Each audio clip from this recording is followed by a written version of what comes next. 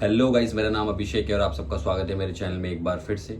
आज फिर से लेके आ गया हूँ आपके पास एक और नई कहानी लेके। और आज की जो हमारी कहानी होने वाली है वो है इंडियाज़ 8 मोस्ट हॉन्टेड प्लेस, जो कि होने वाली है हमारी द विक्टोरिया बॉयज़ स्कूल, जो होने वाला है डाउ हिल में।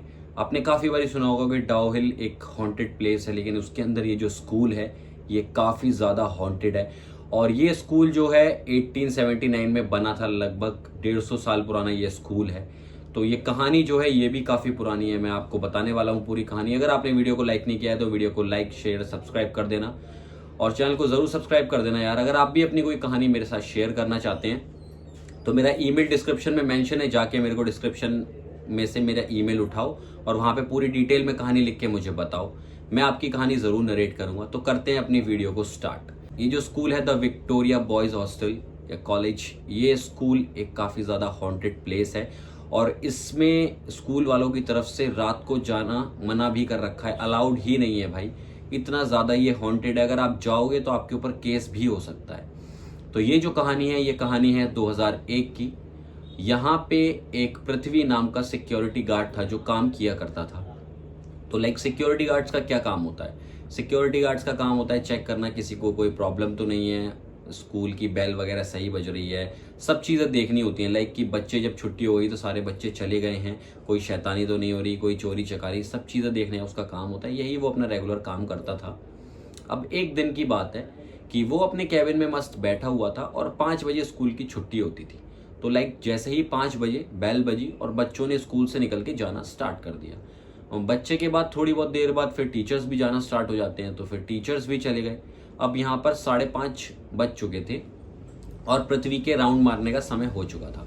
तो पृथ्वी ने मस्त अपना ग्राउंड फ्लोर पे राउंड मारना चेक किया कि कोई दरवाज़ा वगैरह तो नहीं खुला रह गया, कोई पंखा तो नहीं चल रहा है, कोई लाइट तो ऑन नहीं है। उसने मस्त अपना पूरा ग्राउंड फ्लोर चेक कर लिया। अब वो उसके बाद फर्स्ट फ्लोर के ऊपर जाता है और फर्स्ट फ्लोर पे सब कुछ चीज़ें चेक करने लगता है।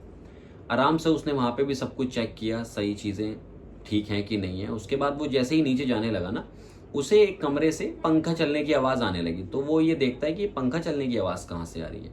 वो उस आवाज़ की तरफ जाना स्टार्ट करता है तो उसको पता चलता है कि एक कमरा है, क्लासरूम है, वहाँ से ये पंखे की आवाज़ आ रही है।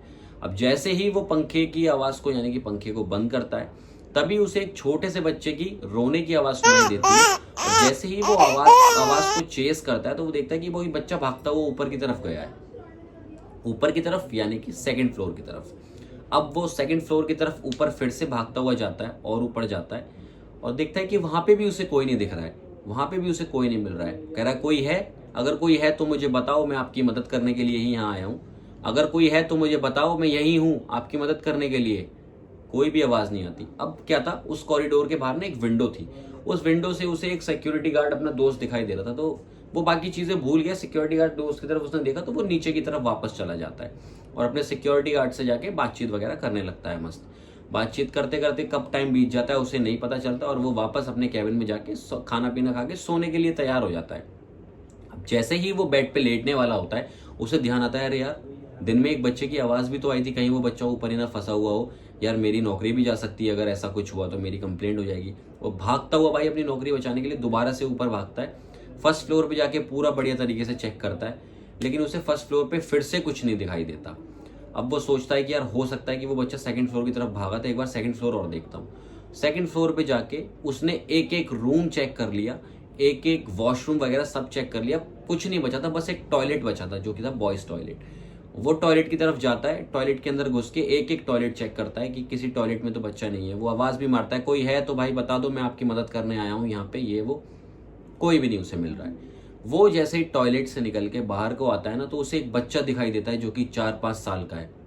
वो हंस रहा है, अब रो नहीं रहा है, अब वो हंस रहा है, लेकिन उसकी गर्दन नहीं है और उसकी गर्दन पे से खून निकल रहा है बहुत तेज।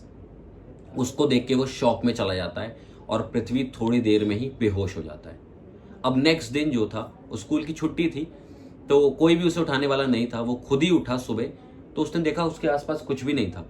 वो फिर से वहां भागता हुआ नीचे की तरफ गया और नीचे जाके उसने वही जो उसका सिक्योरिटी गार्ड दोस्त था उसको ये पूरी बात बताई। तो उसके दोस्त ने बोला, तू पागल है, तू रात को यहाँ करने ही क्या गया भाई, यहाँ पे रात को जाना अलाउड ही नहीं है। तो वो कहता है क्यों अलाउड नहीं है यार, ऐसा क्या बात है? वो कह रहा है जो तूने देखा ना इसी वजह से अलाउड नहीं है। वो कह रहा भाई ये कौन था, क्या बात थी, मतलब कुछ मुझे बताएगा इस बारे में कि ये क्या था, मुझे तो कुछ समझ नहीं आया भाई। वो बोलता है भाई कि ये स्कूल में काफ़ी टाइम पहले एक 4-5 साल का बच्चा पढ़ा करता था। वो बहुत अमीर बाप की औलाद था, उसके बाप पे बहुत पैसा था, लेकिन डाउहिल के जो छोटे मोटे गुंडे या बड़े गुंडे थे वो सब उसके बाप से चिढ़ते थे।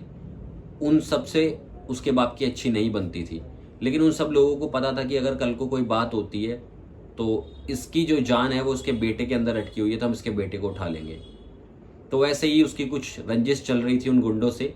एक दिन गुंडों ने टाइम देख के भाई स्कूल के अंदर एंट्री मार ली और स्कूल में आके उस बच्चे का गला काट दिया और बॉडी वहीं बॉयज टॉयलेट में छुपा दी और उसका सर लेके उस अमीर बाप के घर जाके रख दिया कि ले ये तेरा बेटे का सिर है। तो जिस दिन से वो बच्चा मरा है उसी दिन से बस अकेली एक वो आत्मा उस स्कूल के अंदर घूमती रहती है भाई, सबको परेशान करती रहती है। बहुत लोगों ने देखी है, इसलिए रात को कोई भी उस स्कूल के अंदर नहीं रुकता है, नहीं जाता है। तो प्लीज़ थोड़ा भाई तू देख के करा कर भाई, ये तूने बहुत गलत किया, लेकिन अब तू आगे से ध्यान रखियो, कभी भी ये मत करियो।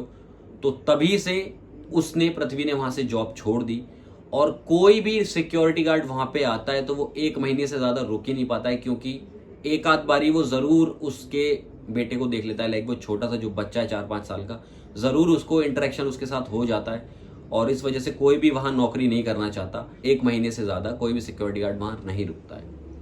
ये एक बहुत ज़्यादा खौफनाक कहानी है और भाई ये हमारे इंडिया का सबसे ज़्यादा हॉन्टेड स्कूल है, जो अभी तक सबसे ज़्यादा हॉन्टेड स्कूल है। इससे ज़्यादा हॉन्टेड कोई स्कूल नहीं है, इसीलिए इसकी कहानी बहुत मशहूर है, बहुत लोगों को इसके बारे में पता है। आसपास के लोगों ने भी काफ़ी बारी वहाँ पे ये आवाज़ें सुनी है, रोने की, कभी हंसने की, छोटे से बच्चे की।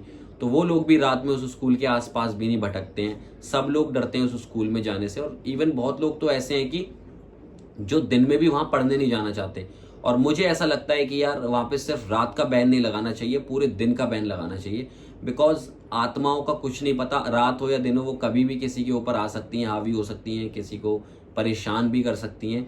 तो उनका कोई टाइम नहीं होता मेरे हिसाब से। तो पूरा अच्छे से बैन लगाना चाहिए, उस स्कूल पे जाना ही नहीं देने चाहिए। और मेरे हिसाब से तो पैरानॉर्मल एक्टिविस्ट को भी वहाँ भेज के चेक करना चाहिए कि ऐसा सच में कुछ है भी या नहीं, या लोग कहानियाँ बना रहे हैं। तो हम सब लोगों को पता रहेगा क्या सच्चाई है क्या नहीं। तो यही मेरी एक कहानी थी जिसको मैंने 8th नंबर पे इंडियाज़ मोस्ट हॉन्टेड प्लेसेस में रखा है और मेरे हिसाब पे ये यहाँ पे रहना डिजर्व भी करती है। आपका क्या ओपिनियन है इस बारे में, मुझे कमेंट करके ज़रूर बताना। अगर आपको वीडियो अच्छी लगी है तो वीडियो को लाइक, शेयर, सब्सक्राइब करना। और ये सीरीज़ हमारी ऐसे ही चलती रहेगी। अब मैं 7वीं, 6ठी, 5वीं सब लेके आऊँगा और ये सारी की सारी इंटरेस्टिंग जगह होने वाली हैं, आपको मज़ा आने वाला है इसमें। तो मेरे साथ वीडियो में बने रहना। वीडियो को लाइक, शेयर, सब्सक्राइब कर देना यार, अपने भाई के चैनल को ज़रूर सब्सक्राइब कर देना। मिलता हूँ इससे नेक्स्ट वीडियो में, तब तक के लिए love you, bye bye, signing of.